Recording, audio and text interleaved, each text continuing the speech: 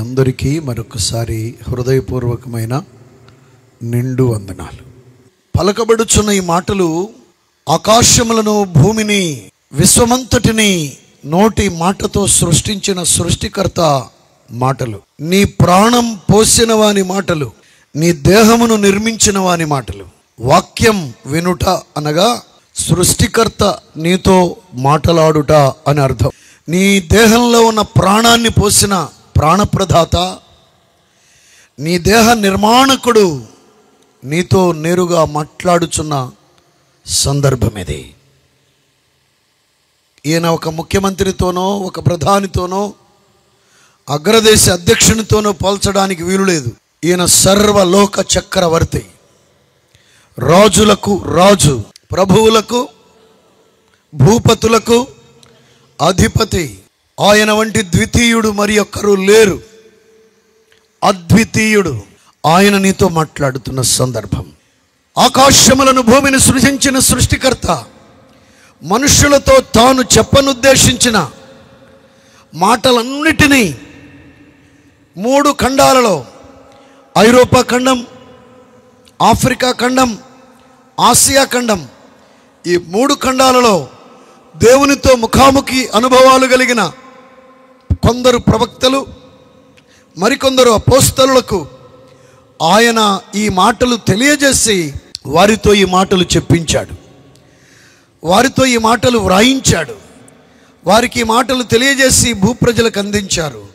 వారంతా కూడా కేవలం పోస్ట్ మ్యాన్ లాంటి వాళ్ళే. ఉత్తరం రాసింది ఒకళ్ళు, వ్రాసింది ఒకరికి, వ్రాసింది వారు, వ్రాయబడింది వీరికి. మధ్యలో పోస్ట్ మ్యాన్ ఉండి వారి వ్రాసిన ఉత్తరాన్ని తెచ్చి వీరికి అందించినట్లుగా ప్రవక్తలు దేవుని యొద్ద నుండి ఈ మాటలు తెచ్చి మానవ జాతికి అందించడానికి దేవుడు వారిని ఒక పోస్ట్ మ్యాన్ వలె వినియోగించుకున్నారు. ఫైనల్లీ ఒక మాట చెప్పాలంటే, పరిశుద్ధ బైబిల్ గ్రంథం అంటే సర్వోన్నతుడైన సృష్టికర్త మానవ జాతి కొరకు పరలోకము నుండి పంపిన దేవుని మాటల మూట. ఈ మాటలకు శక్తి ఉన్నది. ప్రపంచంలో ఉన్న వెండిని మొత్తమంతటిని తెచ్చి ఓ చోట ప్రోగు చేస్తే, ప్రపంచంలో అందరి దేహాలకున్న బంగారాన్ని ఒలిచి, అందరి గృహాలలో ఉన్న బంగారాన్ని తెచ్చి, బ్యాంకుల్లో లాకర్స్లో ఉన్న బంగారం అంతటినీ తెచ్చి, గనులలో ఉన్న బంగారాన్ని, ముడి బంగారాన్ని కూడా తెచ్చి ఓ చోట పెద్ద గుట్టగా చేస్తే, ప్రపంచంలో ఉన్న బంగారం అంతటి యొక్క విలువను ఇంత అని వెలగడితే, ఆ యొక్క వెల ఇదిగో ఈ గ్రంథములో ఉన్న వేవేల మాటల్లో ఒక్క మాటకు కూడా సరితూగలేదు. వినుటకు చెవులు గలవారి రాత్రి విందురుగా. ఈ గ్రంథములో ఉన్న ఒక్క మాట ఈజ్ గ్రేటర్ దాన్ ఈ భూప్రపంచములో ఉన్న బంగారము అంతటి విలువ. అది ఆ పాట యొక్క సారాంశం. ఈ మాట నీ యొద్దకు వస్తుంది రాత్రి. ఎందుకండి ఈ మాటకంత విలువ అంటే, ఇది మనుష్య మాతృల మాటలు కాదు, సృష్టికర్త మాటలు నీతో మాట్లాడుతున్నారు. ఏముందండి ఈ గ్రంథంలో అంటే, ఒక పెద్ద ఆయన చాలా పుస్తకాలు చదివాడు. నేను చెప్తున్న ఈ పెద్ద ఆయన అన్ని మతాల గ్రంథాలు, అన్ని ఇసమ్స్కు సంబంధించిన గ్రంథాలు చదివారు. చదివి ఒక స్టేట్మెంట్ చేశారు. ఆ స్టేట్మెంట్ ఏమిటంటే, ఈ ఆకాశములను, అందలి సమస్తాన్ని, భూమిని, ఇందలి సర్వస్వాన్ని నిర్మించిన వాడను నేనే నిర్మించాను వీటిని అని చెప్పుకున్న సృష్టికర్త అని చెప్పుకున్న వ్యక్తిత్వము కలిగిన వారు నాకు పరిశుద్ధ బైబిల్ గ్రంథంలో మాత్రమే కనిపించారని చెప్పారు. మాన్యువల్ బుక్లో ఉంది, నేనే సృష్టిని నిర్మించిన వాడను, మనుష్యుడా నిన్ను నిర్మించిన వాడను నేనే. సరే, పర్పస్ ఉంది, ఇందుకు నిన్ను నిర్మించాను, నా స్వహస్తాలతో నిన్ను నిర్మించినది ఇందుకొరకు పర్పస్ ఉంది.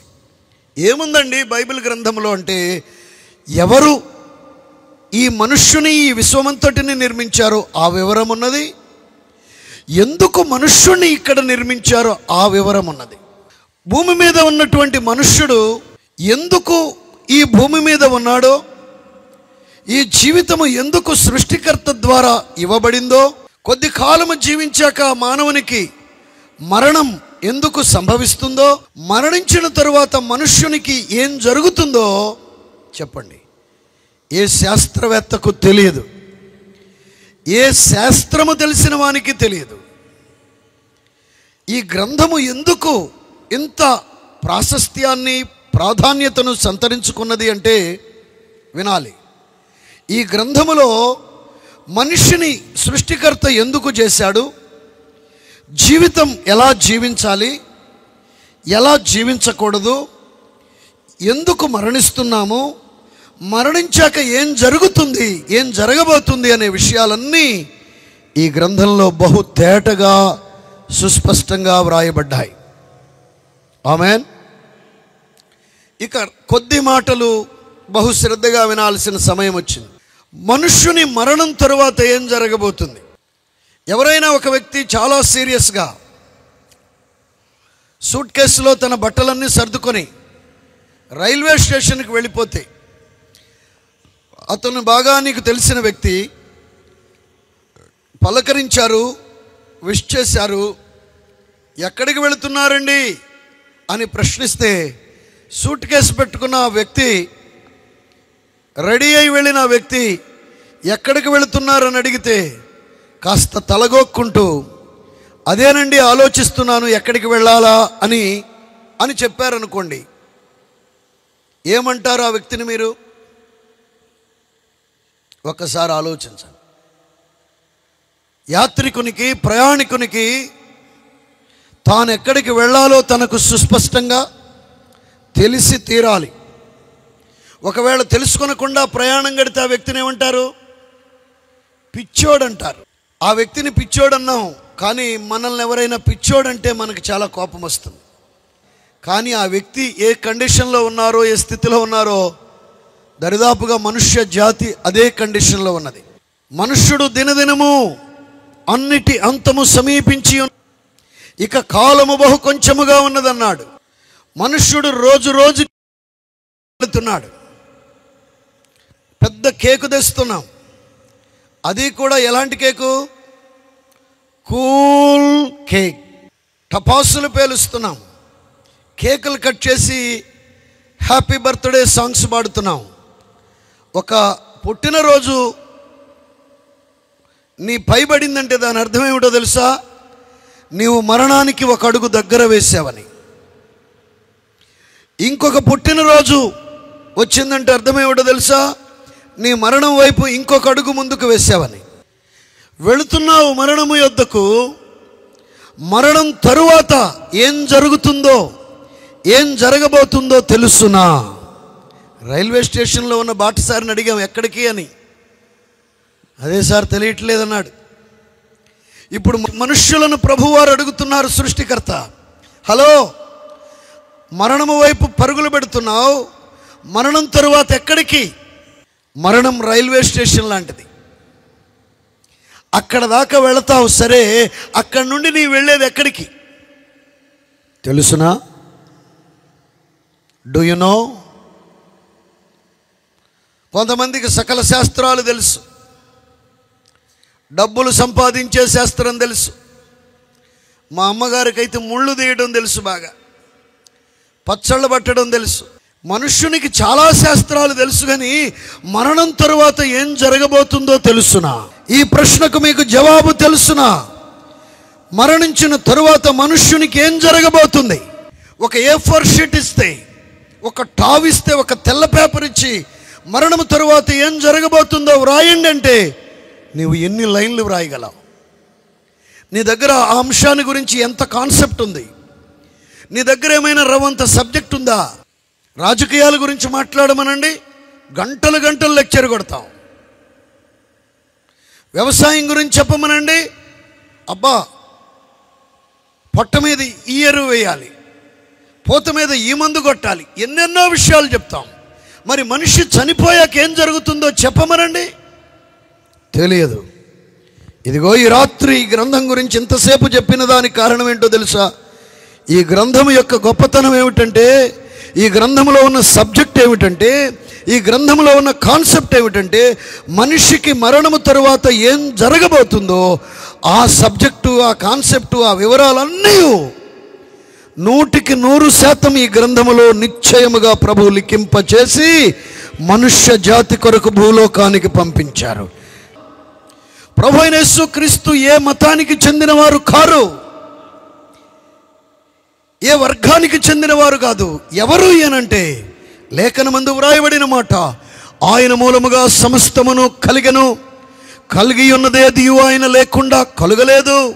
దట్ మీన్స్ ఆకాశములను నిర్మించినవాడు, భూమిని ఇందలి సమస్తాన్ని సర్వస్వాన్ని నిర్మించినవాడు, ఆయన నీతో మాట్లాడుతున్న కాన్సెప్ట్ ఈ రాత్రి రక్షణ. సృష్టికర్త నీతో మాట్లాడుతున్న పాఠం ఏమిటంటే, మరణించాక నీ దేహాన్ని కాల్చేశాక, నీ దేహాన్ని పూడ్చిపెట్టేశాక కథ ముగియలేదు. అసలు కథ అప్పుడే ప్రారంభమైంది. ఎలా ప్రారంభమైంది? ఇంకొక ఉదాహరణ చెప్తాను. మనందరికీ తెలిసిన జంతువు లేదా జీవి పాము. పాము ఒక వయస్సు వచ్చిన తరువాత నెలకు ఒక్కసారి కుబుసం విడుస్తుంది. కుసం అంటారు దానిని మన ప్రాంతంలో, కొన్ని ప్రాంతాలలో పొర అని కూడా అంటారు. ఈ కుసం రేపు విడవబోతుంది అనుకోండి. పాము ఈరోజు ఎక్కడుంటుంది? దాని వంటికే ఉంటుంది. సరే, రేపు కుసం విడిచేసింది. ఇప్పుడు కుసం ఏమైంది? వేరైపోయింది. అసలు జీవం ఏమైపోయింది? ఆ కుసంలో నుండి బయటకు వచ్చేసింది. బాగా వినాలి. దాని ఒంటికే ఉంది నిన్నటి వరకు, ఈరోజు దాని నుండి వేరైపోయింది. ఈ రక్తమాంసాల దేహం, ఫిజికల్ బాడీని మనుషులందరూ అనుకుంటున్నారు ఈ దేహమే నేను అంటే. నేను నల్లబడిపోయాను, నేను తెల్లబడిపోయాను, నేను లావైపోయాను, నేను సన్నబడిపోయాను. నీవు సన్నబడిపోలా. నీ పొర, నీ కుబుసం, నీ కవర్, నీ దేహం మాత్రమే తెల్లబడింది, నల్లబడింది, లావైపోయింది, సన్నమైపోయింది. నీవేమై ఉన్నావో తెలుసునా? ఈ పొర లోపల, ఈ కుబుసము లోపల నీవు ఆత్మదేహమై ఉన్నావు. ఇది దేవుడు నేర్పిస్తున్న పాఠం. మానవుడు ఆత్మదేహమై ఉన్నాడు. ఆత్మదేహమై ఉన్న మానవుడు ఫిజికల్ బాడీ అనే పొరలో ఉన్నాడు. ఉన్నంతసేపు ఈ ఫిజికల్ బాడీని కూడా మనుష్యుడు అని అంటాం. అసలు మనిషి ఆత్మదేహం ఎప్పుడైతే బయటకు వెళ్ళిపోయిందో ఈ దేహాన్ని ఇక మనిషి అనం. ఇప్పుడు ఒక ప్రశ్న, ఆత్మదేహం ఆత్మదేహం ఆత్మదేహం అని ఇందాక నుండి చెప్తున్నారండి, అసలు ఆత్మదేహం ఎలా ఉంటుంది? మాకు అదొక సందేహంగా ఉంది అంటారా? అట్టి వారి కొరకైన వివరణ. ఆత్మదేహం ఎలా ఉంటుంది? ఎలా ఉంటుందమ్మా? ఎలా ఉంటుందంటే, ధనవంతుడు అబ్రహాము, బీదలాజరు ముగ్గురు వెళ్ళారు. ధనవంతుడు అబ్రహామును చూస్తున్నాడు, లాజరును చూస్తున్నాడు. దట్ మీన్స్ దాని అర్థం ఏమిటంటే, ఆత్మదేహం ఎలా ఉంటుంది అంటే, ఈ ఫిజికల్ బాడీ ఎలా ఉందో అచ్చు ఆత్మదేహం అలానే ఉంటుంది. ఇంకా చెప్పాలంటే, ఇద్దరు కవలలు ఎలా ఉంటారు? ట్విన్స్ ఎలా ఉంటారు? ట్విన్స్ కవల పిల్లలు ఎలా ఉంటారో అలాగే భౌతిక దేహం ఎలా ఉందో, నీ ఫిజికల్ బాడీ ఎలా ఉందో నీ ఆత్మదేహం కూడా అలానే ఉంటుందనేది లేఖన సారాంశం. అయితే మరణించిన రోజు ఏం జరుగుతుందంటే, కుసములో నుండి అసలు పాము బయటకు వచ్చినట్లుగా ఈ ఫిజికల్ బాడీలో నుండి బయటకు వచ్చేస్తుంది. ఆత్మదేహం బయటకు వచ్చాక ఏం చేస్తుందంటే 10వ తరగతి పరీక్షలు రాసిన విద్యార్థి రిజల్ట్ కొరకు ఎదురు చూస్తారు. సరే, రిజల్ట్ వచ్చేసింది. ఎదురు చూడగా రిజల్ట్ వచ్చింది. విద్యార్థులు ఏమవుతారు? అయితే పాస్ అవ్వాలి, మంచిగా ఎగ్జామ్స్ రాస్తే, లేకుంటే ఫెయిల్ అవ్వాలి, తప్పి కూర్చోవాలి. ఈ రెండూ కాకుండా మూడోది అవుతానంటే కుదురుద్దండి.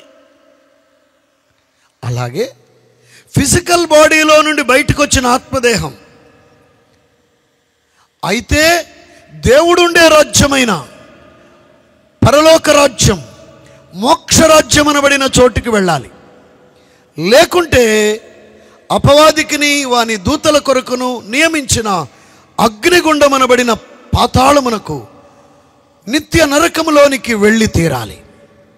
నేను పరలోకానికి పోను, నరకానికి పోను, మూడో చోటుకి వెళతానంటే అవుద్దండి? చెప్పాలి. నో, ఇంపాసిబుల్, వీలు కాదండి. ఈ రాత్రి పాఠం ఏమిటంటే, ప్రభువు చెప్పిన పాఠం, ప్రాణప్రదాత చెప్పిన పాఠం. మనుష్యుడా, నీ వస్తూ నీ జన్మముతో పాటుగా ఈ భూలోకంలో జన్మిస్తూ పాపం తెచ్చుకున్నావు. కులాన్ని కాదు, మతాన్ని కాదు నీవు తెచ్చుకున్నది, ఇవి మనుష్యుల కల్పితాలు. నీవు వస్తూ తెచ్చుకున్నది పాపం, ఇది సత్యం. నీ పుట్టుకతో నీలోనికి పాపం వచ్చింది. ఆ పాపము నీలో ఉన్నది. నీవు దినదిన ప్రవర్ధమానమై ఎదుగుతూ ఉన్నావు. నీవు ఎదుగుతూ ఉండగా పాపము కూడా నీలో ఎదుగుతూ ఉంది. ఒక వయసు వచ్చిన తరువాత ఎదిగిన పాపం నీ చేత పాపపు చూపులు చూయించి, పాపపు ఆలోచనలు చేయించి, పాపపు కార్యములు చేయిస్తుంది. మనిషి జన్మనెత్తిన ప్రతి వారు పుట్టుకతో పాపం తెచ్చుకున్నారు. ఈ పరిపూర్ణమైన పాపం మనుషునిలో ఉండి ఆ పాపముతోనే కన్నుమూస్తే, ఆ పాపంతోనే చచ్చిపోతే, చచ్చిపోయిన తరువాత ఈ రక్తమాంసాల దేహములో నుండి ఆత్మదేహము బయటకు వచ్చి భూమి క్రింది భాగాలలో ఉన్న అగ్నిగుండములోనికి వెళ్ళిపోవును.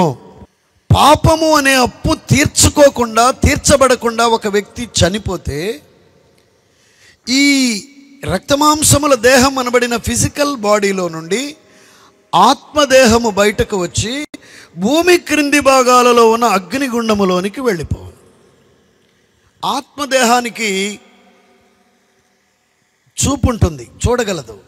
ఆత్మదేహం వినగలదు. ఆత్మదేహం మాట్లాడగలదు. ఆత్మదేహానికి స్పర్శ తెలుసు. ఇప్పుడు మనం ఎలా స్పర్శిస్తున్నామో చూస్తున్నామో ఆత్మదేహం అన్నీ అలాగే చేస్తుంది. అమాంతంగా ఇక్కడ ప్రాణం పోయిన వెనువెంటనే నిప్పుల గుండంలో, అగ్నిగుండంలో పడిపోతుంది. నిత్య నరకమనబడిన ఆ చోటుకు వెళ్ళిపోతుంది ఆత్మదేహం. ఓ గొప్ప ప్రవక్తను దేవుడు ఒకసారి అగ్నిగుండాన్ని దర్శించడానికి తీసుకుని వెళ్ళాడు ఆత్మలో. అందులో పడిన తరువాత ఎలా ఉంటుందంటే, 10 లీటర్ల పెట్రోల్ తీసుకుని ఒక మనిషి తన మీద పోసుకొని పెట్రోల్తో తడిచిపోయి అగ్గిపుల్ల గీసి నిప్పంటించుకుంటే బగ్గుమని అగ్ని అంటుకుపోయి కాలిపోతుంటే ఆ మనిషి పడే వేదన, యాతన, యాగని ఎంత ఘోరమైనదో ఒక్కసారి ఆలోచించండి మిత్రులారా. 5 నిమిషాలు కాలేక ఆ బాధ ఎలా ఉంటుందో ఒక్కసారి ఆలోచించండి. 10 నిమిషాలు కాలాడు, ఇంకా చనిపోలా, ఆ బాధ ఎలా ఉంటుందో ఒక్కసారి ఊహించండి. ఆ బాధ ఎలా ఉంటుందో మనసులోకి తెచ్చుకోండి. ఎలా ఉంటుందో ఆ బాధకు కనీసంలో కనీసం 100 రెట్లైనా ఎక్కువ ఉంటుంది. ఎన్ని రెట్లమ్మా? 100 రెట్లైనా ఎక్కువ ఉంటుంది అగ్నిగుండములో ఆత్మదేహము అనుభవించే వేదన, యాతన. అది ఎవరికో, ఆస్ట్రేలియా వాళ్ళకో, అమెరికా వాళ్ళకో, ఆఫ్రికా వాళ్ళకైతే మీకెందుకు ఈ మాటలు చెప్పడం? ఆ ప్రమాదం, ఆ బాధ, ఘోర ప్రమాదం నీకోసం కూడా పొంచి ఉంది. ఎలుకను మృంగివేయడానికి పిల్లి తలుపు చోటుని ఎలా కాచుకొని కూర్చుందో, నీవు ఎప్పుడు చనిపోతే అప్పుడు నీ శరీరంలో నుండి ఆత్మదేహం బయటకు వచ్చేస్తుంది. ఈ ఆత్మదేహాన్ని మృంగివేద్దామని పాతాళము గొప్ప ఆశ పెట్టుకుని పిల్లి ఎలుక కొరకు కాచుకొని కూర్చున్నట్లుగా, చిరుతపులి దుప్పి కొరకు కాచుకొని కూర్చున్నట్లుగా పాతాళముని ఆత్మ కొరకు కాచుకొని కూర్చుంది. యెషయా గ్రంథం 5వ అధ్యాయం 14వ వాక్యం, అందుచేతనే పాతాళము గొప్ప ఆశ పెట్టుకొని అపరిమితముగా తన నోరు తెరచుచున్నది. పాతాళం అపరిమితముగా నోరు తెరుచుకుని ఉన్నది. ఎందుకో తెలుసా? ఆంధ్రప్రదేశ్ రాష్ట్రం అంతటినీ మిరింగివేద్దామని, ఇండియా దేశ ప్రజలందరినీ మిరింగివేద్దామని, ఆసియా ఖండములో ఉన్న ప్రజలందరినీ మిరింగివేద్దామని, భూప్రపంచంలో ఉన్న మానవ జాతి అంతటినీ ఈ అగ్నిగుండం మిరింగివేయడానికి ఎంత ఆశ! బౌండరీలెస్, అపరిమితముగా ఆశ పెట్టుకుని ఉన్నది.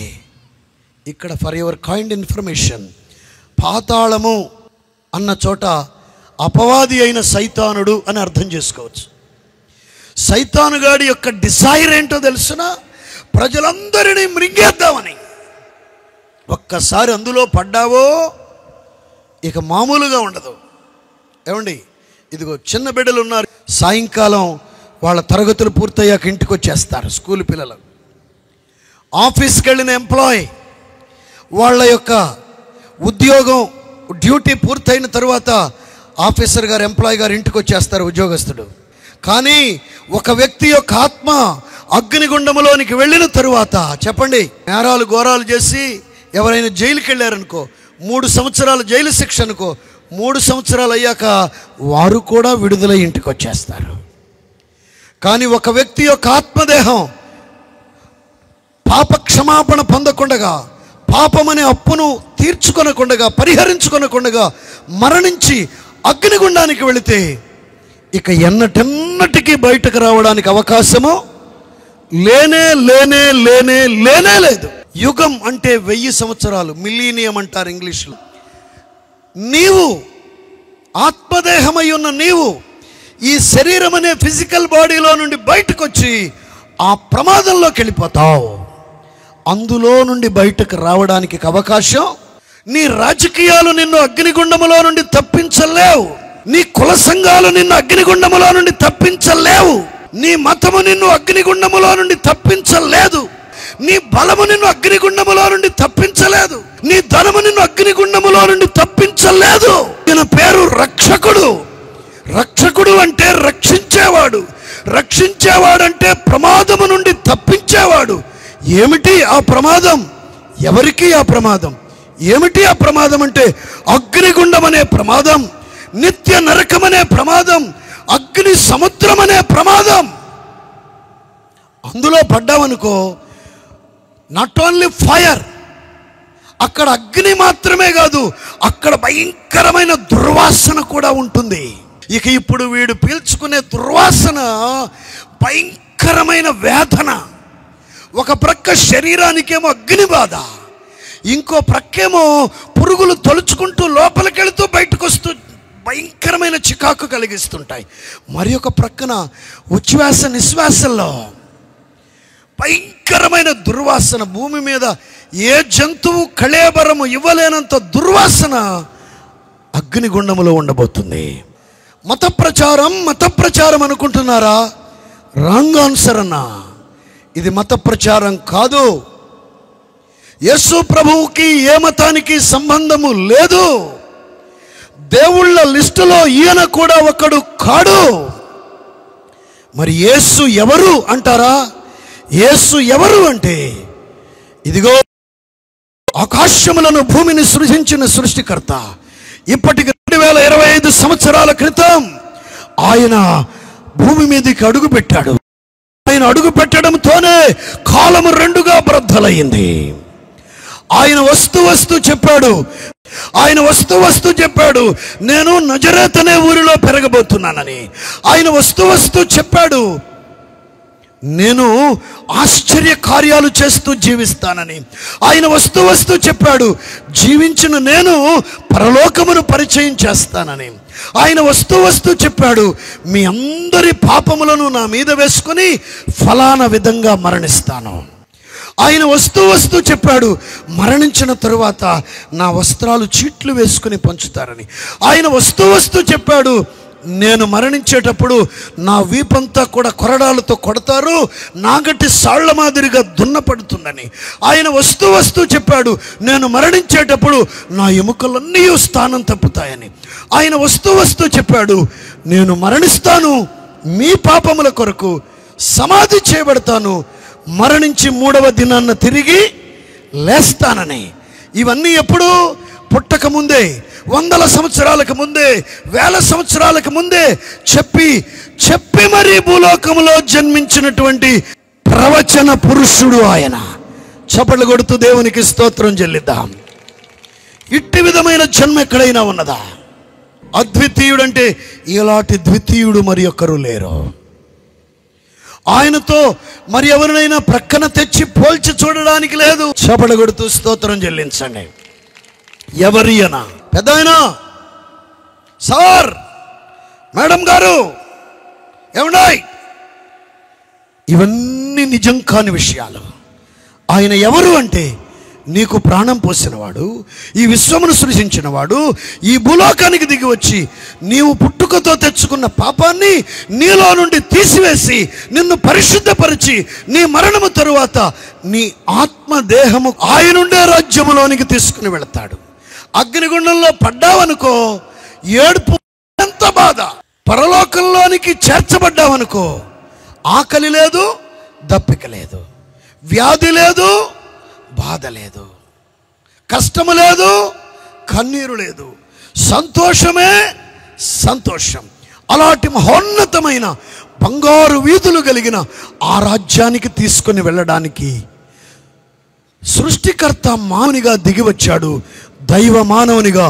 ఆయన పేరే ప్రభు అయిన యేసు క్రీస్తు. ఆయనకొక్కసారి మనమంతా చప్పట్లు కొడుతూ ఘనమైన మహిమ చెల్లిద్దాం. ఇంతకీ ఏంటండి మత ప్రచారమా? మమ్మల్ని దించేస్తారా? మమ్మల్ని ఇందులోనికి లాగేస్తారా? కాదండి. దించేయడానికి ఇదేమి నుయ్యి కాదు, గొయ్యి కాదండి. ఇది ప్రమాద హెచ్చరిక అండి. ఇది ప్రేమ వార్తండి. అగ్నిగుండానికి వెళ్ళిపోతారండి.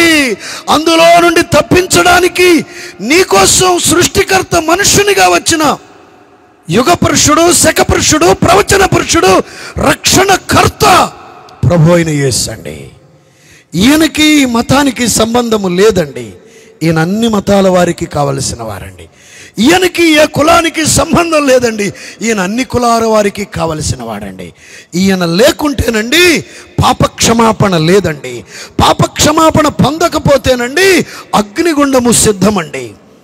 ఈయన యొద్దకు వస్తేనండి, నాన్నకు బాగా ఇష్టమైన రెఫరెన్స్ మత్తయి సువార్త 11:28, ప్రయాసపడి భారమును మోసుకొనుచున్న సమస్త జనులారా నా యొద్దకు రండి. ప్రజలందరినీ కూడా ప్రభు అయిన యేసు క్రీస్తు ఈ సభలో ఆత్మరూపిగా నిలిచి, నేను నా శిలువ రక్తముతో మిమ్ములను కడిగి, మీరు జన్మతో తెచ్చుకున్న పాపాన్ని, క్రియల ద్వారా చేసిన పాపాన్ని కడిగి కొట్టివేసి, మిమ్ములను పునీతులనుగా చేసి, మిమ్ములను పవిత్రపరిచి, మిమ్ములను పరిశుద్ధపరిచి, మీ మరణము తరువాత మీ ఆత్మదేహము కొరకు పొంచి ఉన్న అగ్నిగుండములోకి వెళ్లకుండా తప్పించి, కాపాడి, రక్షించి, నేనుండే రాజ్యమైన ఆ మోక్షానికి తీసుకొని వెళ్ళిపోతాను అన్నాడు. ఈ రాత్రి మత ప్రచారం కాదు, రక్షణ ప్రణాళిక. దీపం ఉండగానే ఈ రాత్రి రక్షకుడు నీ యొద్దకు వచ్చాడు. అగ్నిగుండం నుండి తప్పిస్తాను రా కొడుకా అని చేతులు చాస్తున్నాడు. అంటి బిడ్డ గనక చేతులు చాపినప్పుడు అలాగా రెక్కలందించి తల్లి దగ్గరకు వచ్చినట్టు, తండ్రి దగ్గరకు వచ్చినట్టుగా అగ్నిగుండము నుండి తప్పించబడతావు. ఇది ప్రేమ వార్త. మీ పాదములు పట్టుకొని బ్రతిమాలడానికి ఈ సభలో, అయ్యలారా యేసు రక్షకుడు అన్న సత్యం మీకు ప్రకటించబడింది. పరలోకం నిజం, నరకం పరలోకానికి చేర్చగలిగిన ఏకైక రక్షకుడు యేసు. ఆఖరుగా ఒక్క మాట, చెప్పులు కావాలంటే ఈ షాపు కాకపోతే ఆ షాప్కి వెళ్ళచ్చు, ఫ్రూట్స్ కొనాలంటే ఈ షాపు కాకపోతే ఆ షాప్, స్వీట్స్ కొనాలంటే ఈ షాపు కాకపోతే 1,00,000 స్వీట్ షాపులు. ఏది కావాలన్నా నీకు ఆప్షన్ ఉంటుంది. ఈ రాత్రి ఇక్కడ చాలా ప్రాముఖ్యమైన విషయం, నీ మరణము తరువాత నీ ఆత్మదేహం కొరకు పొంచి ఉన్న అగ్నిగుండము నుండి తప్పించబడాలి అంటే యేసుక్రీస్తును ఈ రక్షకుడు, ఈ మహోన్నతుడు, ఈ రక్షకుడుగాక వేరొక మార్గము లేనే. ఈ సత్యాన్ని గ్రహించి యేసు ప్రభువుని స్వరక్షకునిగా అంగీకరించి ఆ పొంచి ఉన్న ఘోర ప్రమాదము నుండి తప్పించబడవలెనని మరొక్కసారి మీ పాదములు పట్టుకొని బ్రతిమాలుచు ఈ మాటలు ముగిస్తున్నాం. ఇది మత ప్రచారం కాదండి.